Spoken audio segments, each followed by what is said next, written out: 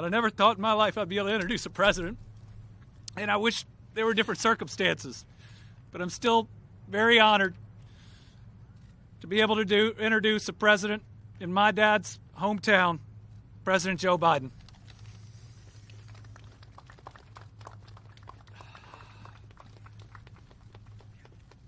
Gov, thank you. I want to introduce you a new friend of mine. This is Dane. Dane lived down the street. And Dane and he has cousins who are all together. And one cousin, I don't know where she is. There she is. Come on up here, honey. Can you see me? Come here. She is about to graduate from UK on Friday. On Friday. And I just want you to meet him. I'm sorry to keep you all waiting, but I got a chance to hang out with the whole extended family down there. And I want you to meet a soon-to-be graduate who wants to go on to graduate school. Come on up here, hon. And we're proud of you. We're proud of you. What's your first name? Abby. Abby is here, and we're going to figure something special for her graduation day. But imagine that. This Friday, she graduates from UK. I kid and say the best thing that ever came out of Kentucky was my sister-in-law. And she's all blue. She went to UK, then she went to Duke Law School, and she married my brother. We're all thankful to everybody for her marrying my brother. And at any rate, so you got to remember me when you're president, right? Yeah. Okay? Thank you. I just want you to meet the folks I was just hanging with. Thank you, honey. Thank you. Andy, thank you, Gov, for the introduction. Your forbearance is commendable. This has to be an emotional moment for you, the family, for the congressman, for all of you congressmen. Thanks for the passport into your district. Appreciate it. And I want to also thank everyone here that took the time to be here.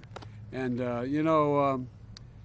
one of the things back in the 1900s, Dawson Springs was a place where people came to be healed because of the mineral waters.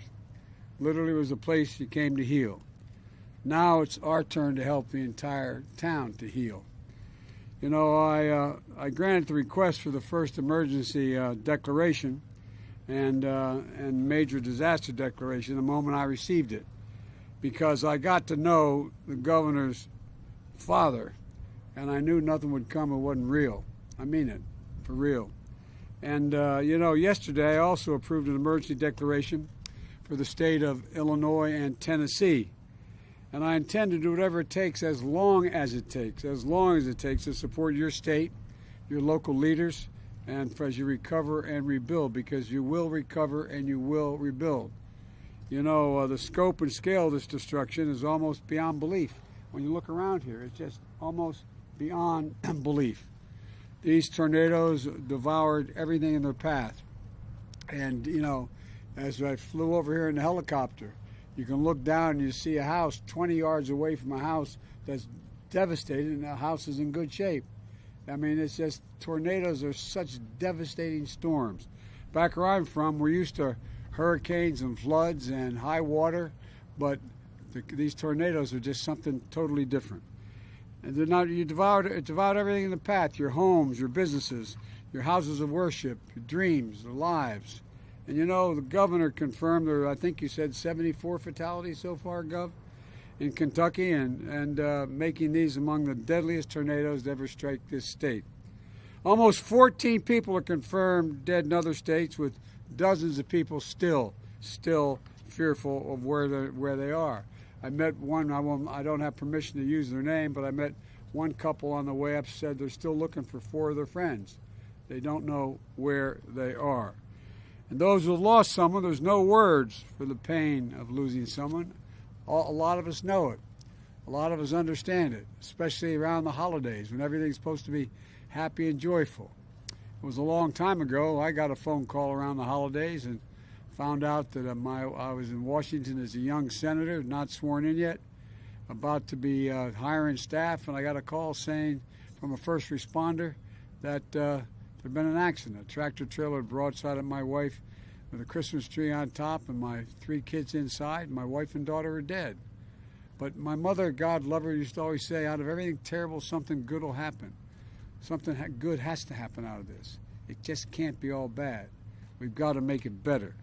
And so, folks, those who have lost someone know how tough it is. And you know how tough it is. You know, in Mayfield, just hours before the storm, we just came from Mayfield, the Gibson Pharmacy had been full of families with children waiting to meet Santa. Now it's completely gone. And so many businesses are vital to the community have been so damaged and destroyed, in your town as well. There's a saying in small towns, people know about it when you're born, and they care about it when you die. They know about it when you're born, and they care about it when you die. Well, in so many places, destruction was met with compassion. Neighbors and first responders racing to help and save each other's lives and support. I mean, I'm not joking. I asked when I got to Mayfield, what the first thing my first responders, FEMA, and what they heard. They said they were amazed. All they heard was about people just going out helping one another. Everybody, just stepping up. It's incredible. It's incredible how you all step up. And so, folks, you know, the fact is, I'm going to make sure the federal government steps up and makes sure we do every single thing. For years and years, as U.S. Senator and then as Vice President, I come from Delaware, we have a lot of serious storms, hurricanes, oceans rising, a whole range of things. But you know what? It always took a long time. There's no reason why it should take any time. We have the wherewithal to get it done. And we're going to get every single thing you need. And I'm going to make sure the federal government does what's needed. At the state's request, 4 FEMA search and rescue teams are working here in Kentucky right now. For those without power, FEMA's already provided 61 generators. The Army Corps of Engineers has a temporary power install teams ready to assist if needed. And we provided critical supplies thus far, and a lot more to come. 144,000 liters of drinking water, 24,000 meals, I just 74,000. And look, thousands of cots and blankets. There are seven shelters open in Kentucky, which are now taking care of 300 occupants, but a lot more is going to occur. Of course, housing is a key. Because of COVID, we want to make sure people are out of those shelters as quickly as they can because of COVID, and ultimately we want to start to provide some certainty for people. I've been involved in responding to a lot of disasters, and you can see it in people's faces. What they're really looking for, and look around, I say to the press, what they're looking for is just to be able to put their head down on a pillow, be able to close their eyes, take a deep breath, go to sleep, and make sure their kids are okay. That's what people are looking for right now.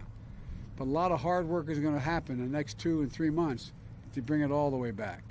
And so, folks, the governor, I want to provide you the certainty as well. I just approved the request that I wasn't sure I had the authority to do, but turns out I do.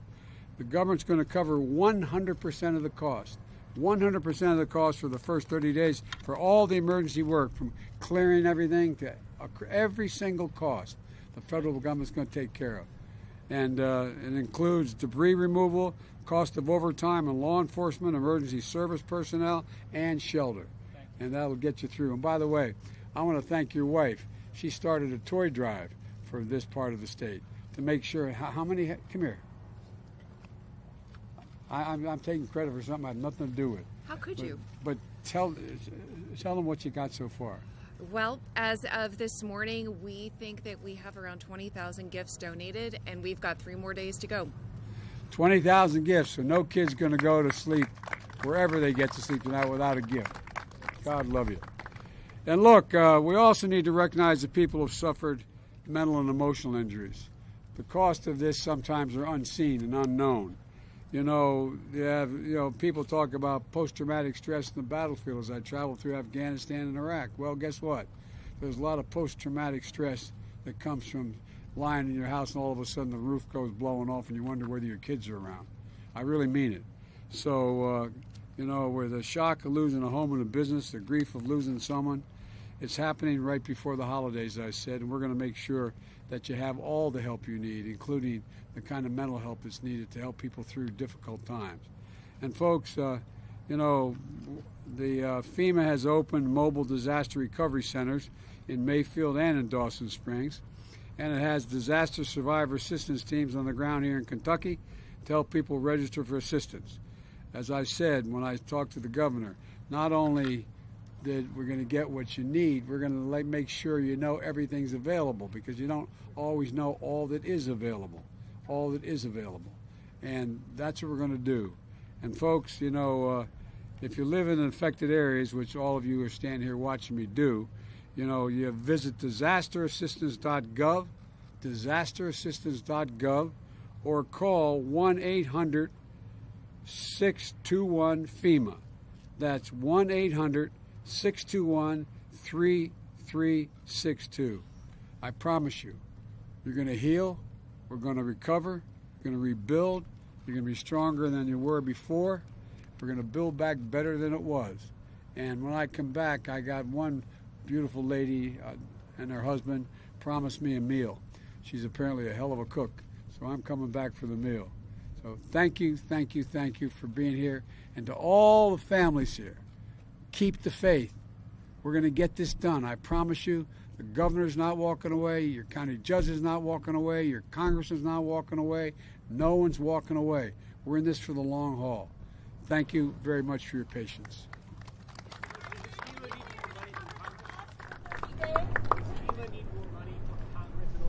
Not now. We don't need it yet. We don't need it now. You know, there has been, because of weather disasters, just this year, over $99 billion in losses. $99 billion in losses. And as I flew over, I was telling folks here, as I was out with the governor of California and Idaho and other states, as you fly over those territories for the better part of an hour, looking down, every single solitary thing is leveled because of the fires. Nothing there. The forest, the homes, the businesses. And guess what? So much area has burned this year because of weather and climate changes that is larger than the entire state of New Jersey. The entire state of New Jersey. That's how much land has been burned to the ground. So we got a lot to do. But the American people are ready to do it. This is the United States of America. There's not a darn thing we can't do. Thank you.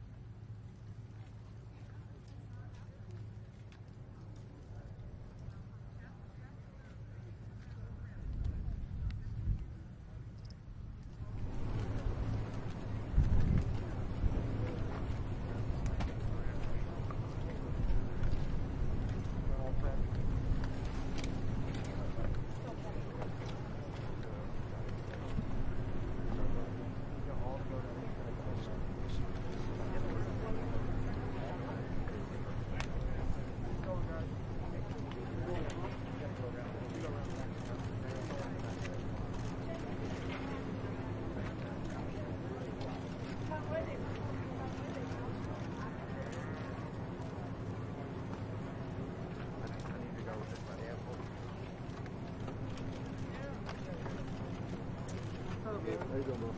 How long you been here? Since Saturday night. Yeah, good day. Good day. When did you get here? Been here for a while.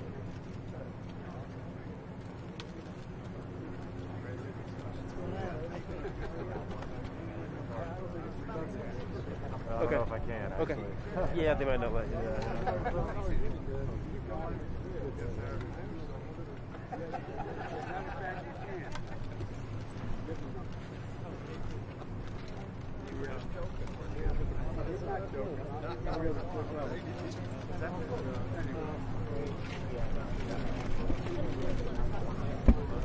Guys. Traveling fast?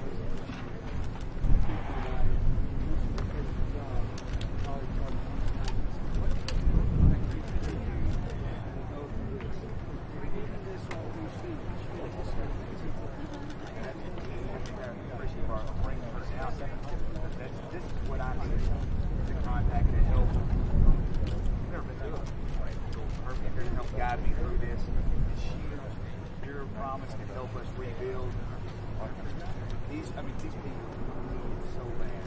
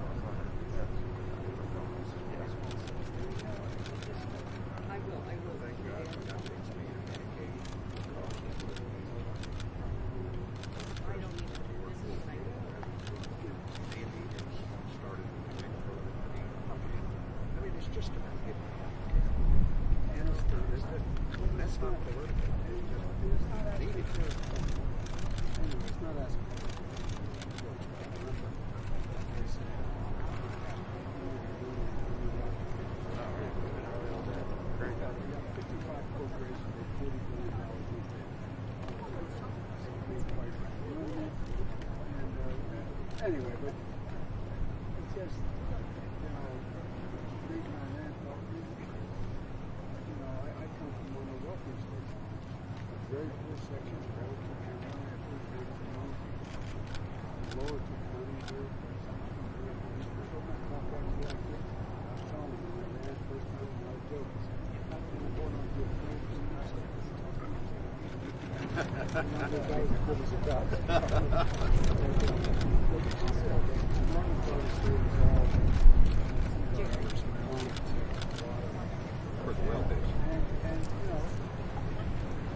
they deserve every shot.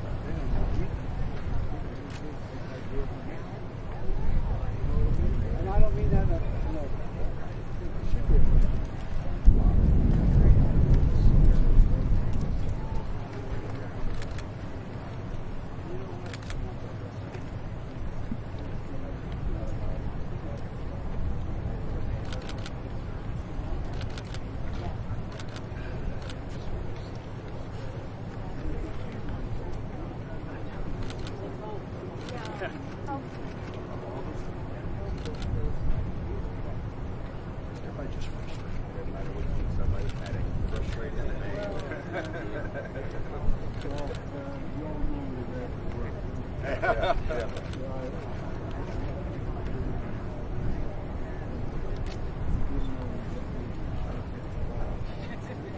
Well, to be fair, for the last 2 years, I did not know it would go.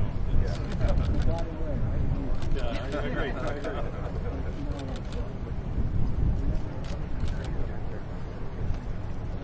But I'm guessing like me,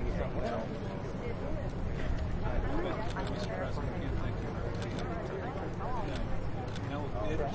It means something to us.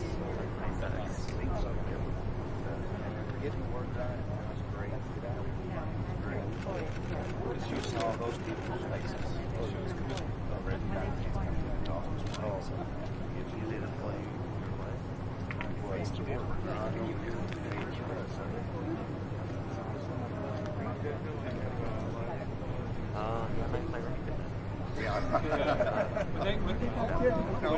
I know.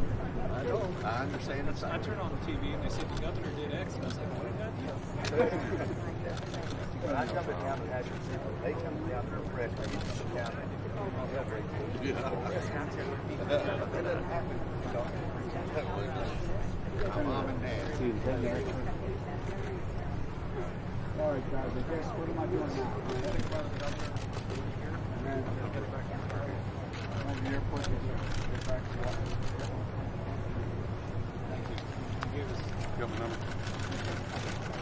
Yes, an entire day. Thank you. I'm staying back. Thank you so much. Thank you. Thank you so much. I do. Means a lot. I use it.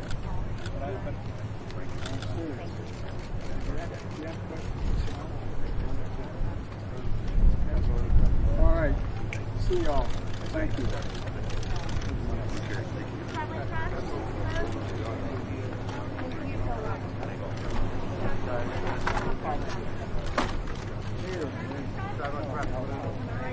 No, I'm staying back. You're the pull in home. Mr. President, as you're working on this regression recovery, President, should congressional Democrats move on to working on voting rights legislation this year and put off your Build Back Better plan to 2022? If we can get congressional voting rights done, we should do it. If we can't, we got to keep going. There's nothing domestically more important than voting rights. The single biggest issue.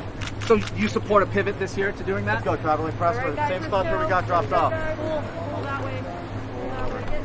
Local press day. Local press day. Traveling press only, please. Traveling pool, you're that way.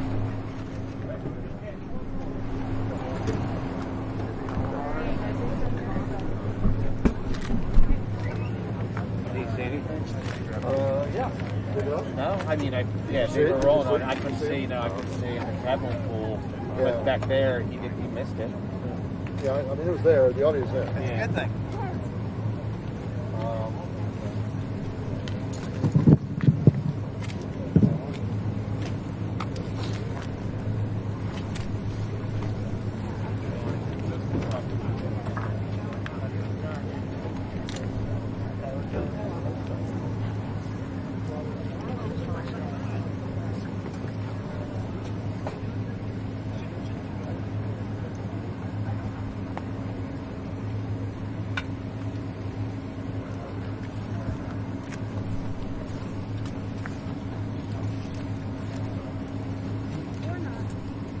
They got it.